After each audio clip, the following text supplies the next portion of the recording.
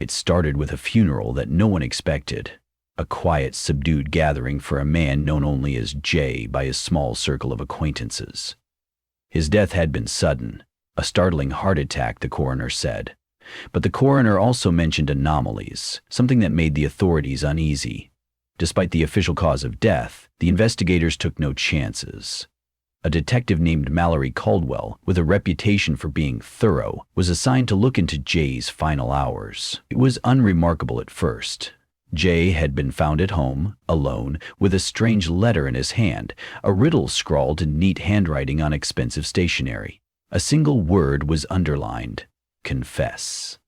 Mallory stood in the austere living room, scanning its contents. Minimal furniture, sparse shelves lined with books hinting at an appetite for philosophy. Nietzsche, Kant, Descartes. A dusty turntable lay unused by a stack of vinyl records. Mozart, Bach, and a dash of avant-garde composers. On the coffee table was the letter. When a man is faced with the reflection of his darkest deed, does he attempt to right his wrong, or does he sink further into his personal pit of guilt? This is the test. Signed E. In the margins were doodles of scales, the symbols of justice, or perhaps equilibrium. They resembled the typical scales one might see in a court's emblem, only these were drawn tilted, as if weighed down by moral failing. The detective photographed the note before carefully lifting it by a corner to stash in an evidence bag. Every detail matters, she reminded herself. In the days following, Mallory scoured Jay's life. He was a mid-level accountant, lived alone, and seemed to have been a man of routine. His co-workers at the small finance firm described him as polite yet distant. His neighbors barely saw him. But there was a rumor that he had embezzled funds from a past employer, though never formally charged. It was the kind of rumor that clung to you in unexpected ways. As Mallory dug deeper, she found it wasn't just speculation. Jay had once orchestrated a scheme to siphon small amounts from elderly clients' accounts. But the old boss had been lenient. No one pressed charges, lack of evidence, they said. That was the first prickle of realization. Maybe Jay had secrets, and E had known them. The letter's challenge, when a man is faced with his darkest deed, seemed to evoke Jay's hidden guilt. Then the second victim surfaced. Victoria Hanson, a local teacher with no apparent connections to Jay, was found unconscious at her kitchen table. A pill bottle spilled across the surface. It looked like a suicide attempt. No note was found, only a single jarring message written in faint pencil on her fridge. Test yourself before you're tested. Someone had left an envelope labeled "Open Me," containing a puzzle composed of swirling lines, half-formed words, and cryptic instructions about facing one's moral crossroads. Victoria was found in the nick of time, revived at the hospital. But she couldn't recall how or why she had taken so many pills. When asked about the envelope, she broke into sobs, mumbling that she'd received it from a courier just moments before she sank into a wave of dread. Days later, Mallory tracked Victoria's past and found a quiet scandal from years back. She'd not reported a case of suspected child abuse in her classroom, wavering out of fear of reprisal. The child in question had suffered injuries that might have been prevented had she come forward. It was a moral failing that had haunted her. Alone in her cramped office, Mallory tried connecting the dots. She pinned photographs of both Jay and Victoria to the large corkboard. Next to them, she taped the cryptic notes: "Confess and test yourself before you're tested." The parallels were glaring. Each victim received a riddle or puzzle that alluded to a grave mistake in their past. One was dead, possibly from unnatural causes, and the other nearly died by her own hand. The real question was, had they been manipulated? And if so, by whom? The signature on the first letter, E, wasn't present on the second, but Mallory began to suspect a single orchestrator. Someone viciously interested in testing individuals' guilt or moral lapses. She hadn't yet told the press because there was too little to go on. The department needed confirmation that these incidents were linked and not mere coincidences. Still, Mallory's instincts told her otherwise. She recalled a famous philosophical question from her college ethics class. If one commits wrongdoing but is never caught or punished, does their sense of guilt recede, or does it bloom in hidden corners of the psyche? This killer, or manipulator, or whatever, is playing with that question, she murmured as she retrieved yet another photo from her email. A new puzzle had emerged. This time, no death, no victim found. Instead, it had been mailed directly to the precinct, addressed to her. The envelope contained a single sheet, on which was a meticulously drawn labyrinth. At the very center, in capital letters, was "Your turn." Along the edges were cryptic lines referring to the illusions we choose to see, the deeds we drown in silence, and where your foot falls, trace your next betrayal. Mallory stared at it for a long moment, feeling her heart tighten. She had chosen the badge for reasons that reflected her desire for justice, but she wasn't entirely free of regrets. Images flickered in her mind. A case gone wrong, an innocent suspect charged because she had been too eager to close. It had been near the start of her career. She'd made assumptions, and a flimsy confession cost a man 3 years behind bars before exoneration.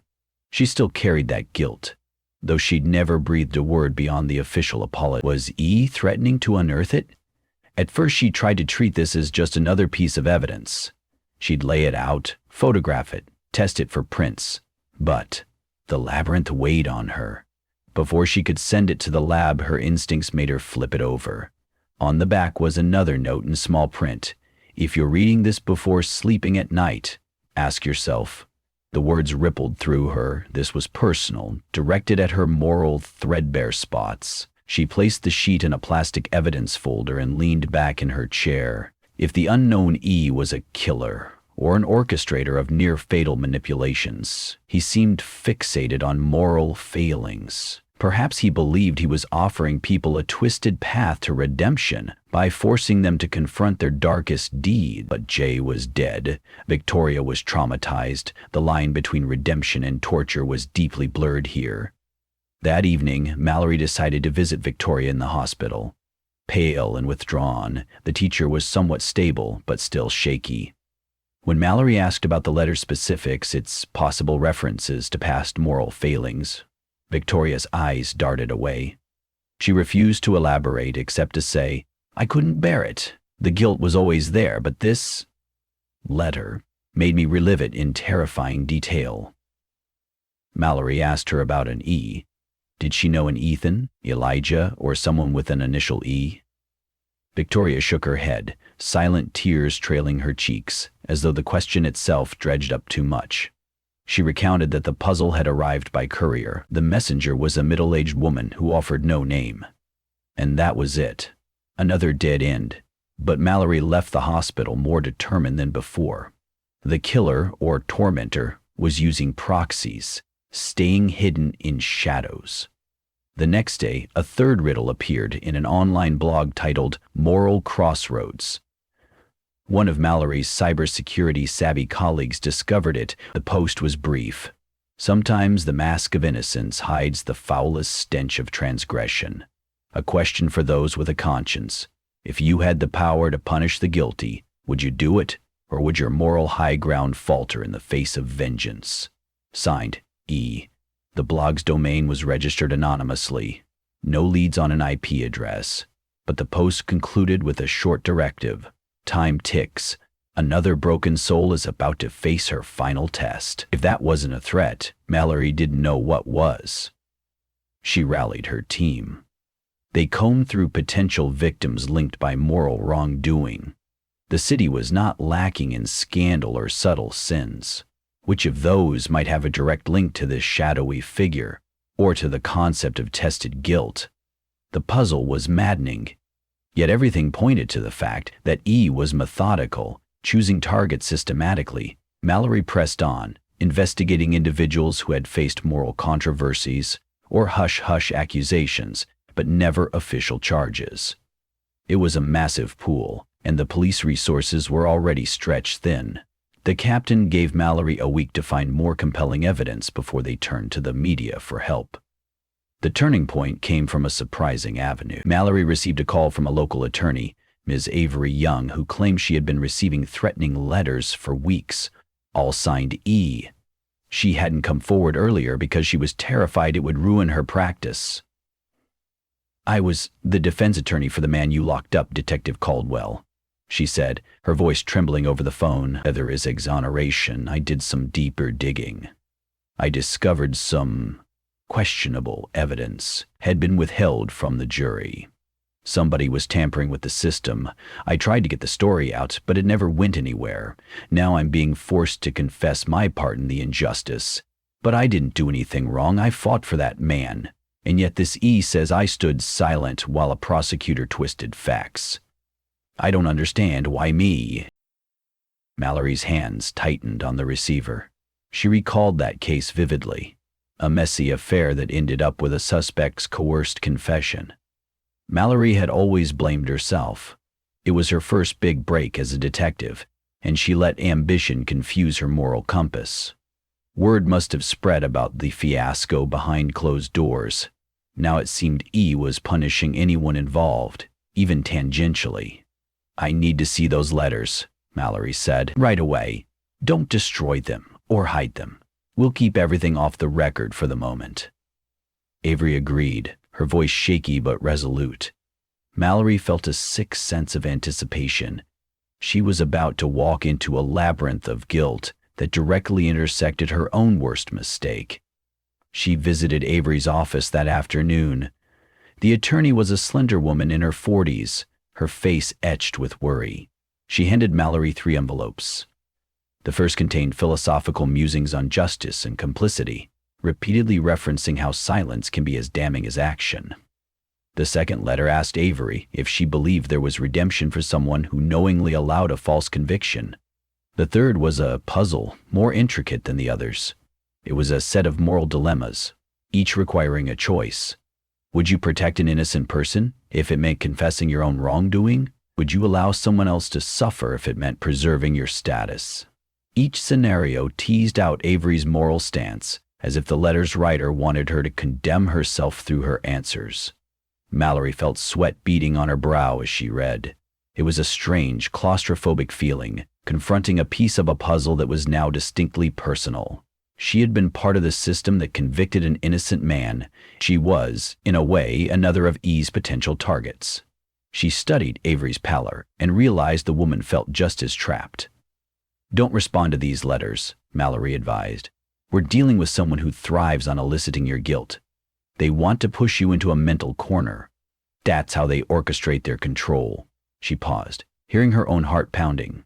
"Whatever you do, don't go anywhere alone. We'll station a patrol car. You'll be safe." But safety proved elusive. 2 days later, Avery vanished. Her home was empty, no sign of forced entry. On the coffee table was a single envelope, forcibly opened, its contents missing. A scribbled note was left behind. "Your final test awaits." Mallory's mind raced with possibilities of abduction, or perhaps Avery had willingly gone to confront E. Surveillance footage captured Avery hurriedly stepping into a black sedan outside her office the previous night. She wasn't forced, but her face was etched with fear. The license plate was unreadable, as though someone anticipated the camera's angle. Mallory lost sleep, poring over her past leads, haunted by the possibility that her own moral failing had triggered a chain of tragedies. She became convinced that the best way to predict E's moves was to understand his philosophy. The references to illusions, moral crossroads, guilt, and complicity painted a picture of someone obsessed with accountability, someone who believed that society's judgments often failed, that the justice system was too lenient or too blind to catch every wrongdoing. Instead, E was stepping in as an avenger or a twisted moral teacher, forcing confessions out of the guilty. But how was E picking these targets? Wanting direct answers, Mallory revisited the timeline. Jay was guilty of embezzlement, Victoria guilty of turning a blind eye to child abuse, and Avery connected to a wrongful conviction. Maybe these people had come up in the same conversation or the same legal circles. Then it struck her. The exonerated man Thomas Reardon had been wronged by the system.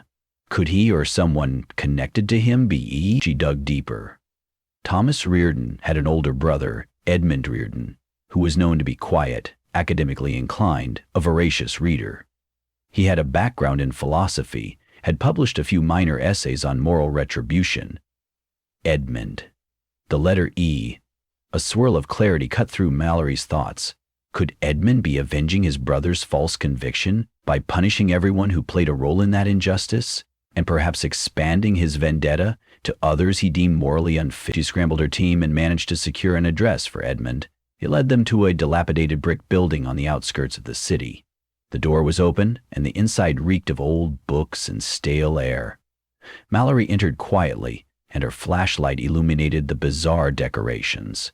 Philosophical quotes painted across the walls, a giant corkboard with newspaper clippings about moral scandals in the city. In the corner, Avery lay bound to a chair, conscious but muzzle-gagged. Mallory wasted no time rushing to her side.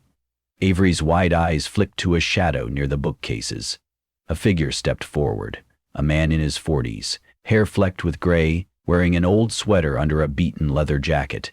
He held a small pistol pointed at Mallory. His voice was eerily calm. "Detective Caldwell, I was expecting you. After all, you're part of the circle I must expose." He motioned for her to keep her distance. "Untie her, slowly." Mallory obeyed, eyes flicking between the man and Avery's terrified face. "So you're Edmund," she whispered. "Thomas's brother. This is how you seek justice?" "Justice is a joke in this society," Edmund spat. "My brother rotted in prison while the real culprits walked free. The prosecutor, the detective who coerced a confession, the judge who turned a blind eye, they all came out unscathed, and my brother was left broken.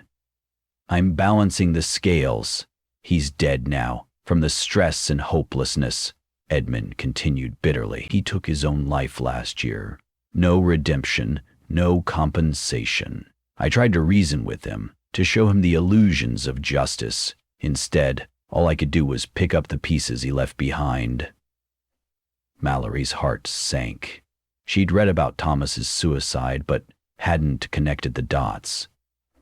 "Edmund, I'm sorry," she said, her voice trembling. "I made a terrible mistake in that case.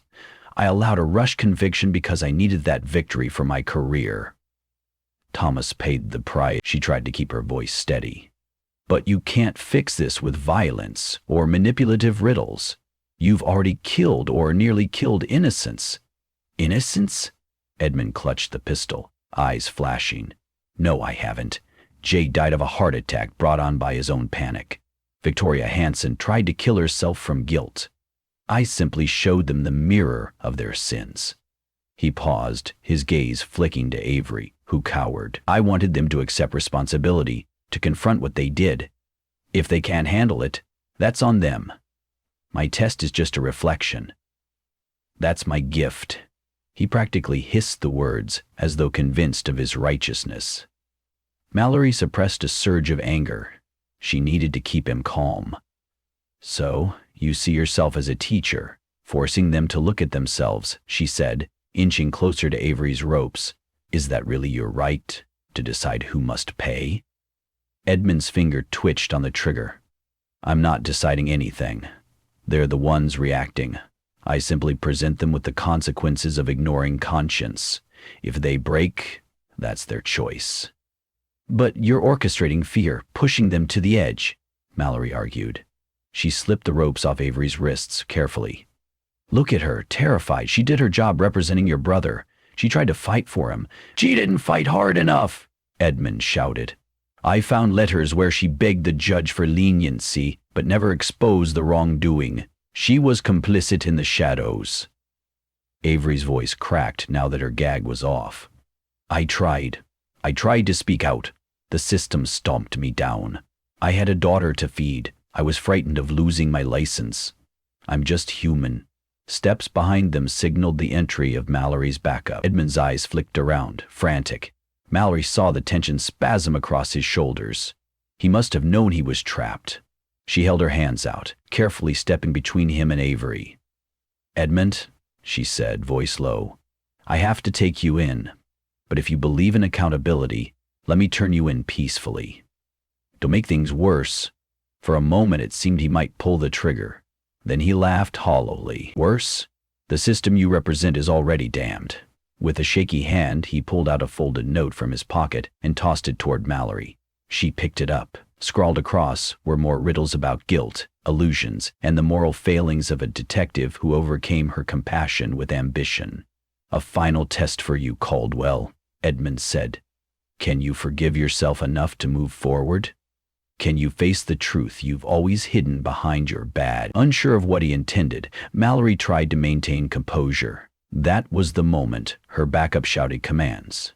Edmund's gaze darted. With the speed of desperation, he pivoted, raising his pistol. The officers responded in kind, gravity of the moment unraveling. Several loud pops echoed as bullets found their mark. Edmund staggered, dropping the gun. He slumped onto the dusty floor, clutching his chest. Mallory rushed to him, pressing her hand against the wound in a futile attempt to stop the bleeding. His breath rattled, eyes glazing. My test was always about forcing you to see your own reflection, he rasped.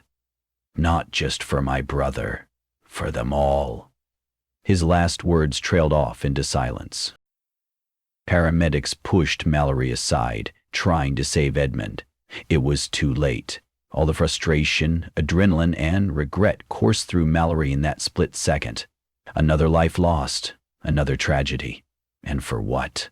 A pursuit of moral retribution twisted into a lethal campaign.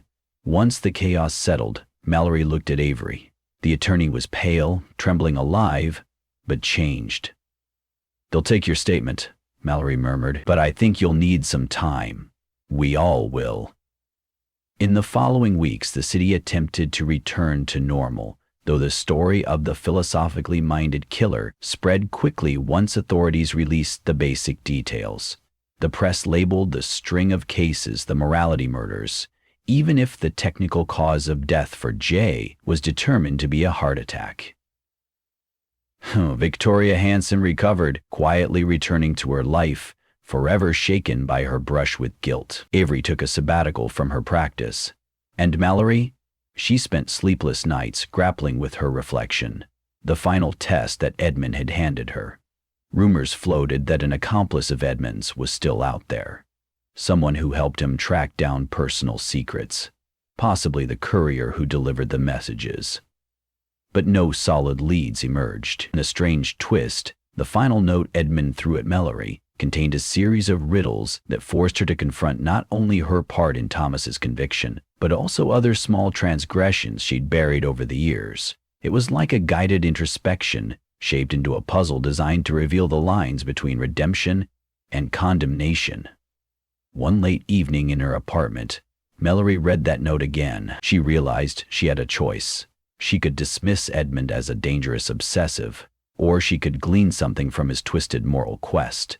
The need to acknowledge guilt, to own responsibility for choices with real-life consequences.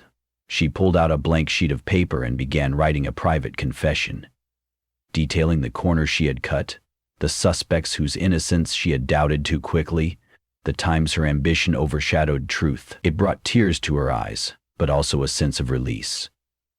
Once finished, she kept it in an envelope labeled "My Admission." She wouldn't hide from it anymore. When Mallory walked into the precinct the next morning, she felt a strange calm. There was still a lengthy investigation into Edmund's actions, who had financed him, how he accessed private information, which future targets he might have had listed. But she stepped up to the captain and spoke plainly. I'd like to revisit the circumstances of the Reardon case and the part I played. We owe it to Thomas to clear his name, this time completely. She expected a reprimand or embarrassment. Instead, she earned a solemn nod of approval. Perhaps in some small way, Edmund had succeeded in forcing her and others to look deeper into their failings. There would be an internal review, and she braced for whatever consequences followed. This was her path of accountability, a single step toward righting something that had long weighed on her heart. Days turned into weeks, and the city's intrigue with the riddles slowly ebbed. However, the echo of E's final words continued in Mallory's mind. She recognized how easily society could forget the moral dimension of crime, focusing only on the sensational details. Edmund's methods were abhorrent, Yet he had struck a chord. Guilt, left unacknowledged, could grow poisonous roots. Mallory resolved that from now on her investigations would proceed with meticulous honesty. She wouldn't rush, wouldn't cave to external pressures for a quick conviction. Thomas's unjust punishment and Edmund's twisted vendetta would stand as a cautionary monument to the fragility of truth. In the end, the story of the killer who tested morality was less about the victim's demise than it was about the shadows each of them carried. Pillars of their conscience that, when exposed, led to destruction or a chance at renewal. Mallory never fully forgave herself for failing Thomas Reardon. But in honoring the moral lesson and ensuring no further miscarriages of justice under her watch, she found a cautious hope. It wasn't redemption in the grand sense, but perhaps a start. The scales, drawn so hauntingly in those riddles, would never be perfectly balanced. Yet it mattered that she continued trying. The final lesson burned in her mind. If you cannot face your own reflection, how can you possibly see the truth in others?